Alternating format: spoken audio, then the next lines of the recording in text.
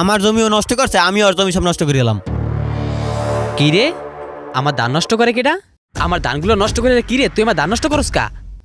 কি রে কাকা, এটা আমের ধান? আমার ক্ষেতের ধান না মানে দেহ না, এগুলো সব আমার ধান।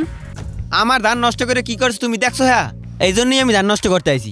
তোর পাশের আইল আমি নষ্ট করি নাই, মুখলিসে নষ্ট করছে। তুই আমার ধানাই ভাঙতেছো। কাকা আমি তো বুঝতে পারিনি, আমার ধানটা হয়েছে সব কাটতে লই গেছে।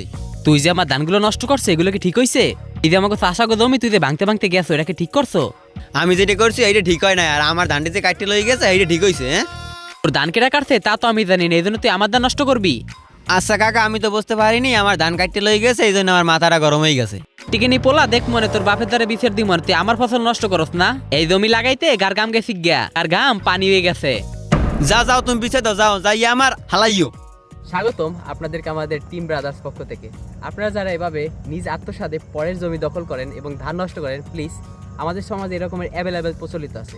এই জায়গা থেকে আপনারা বিরত থাকবেন এবং সবসময় পাশে রাখবেন ব্রাদার্স টিমের পক্ষ থেকে।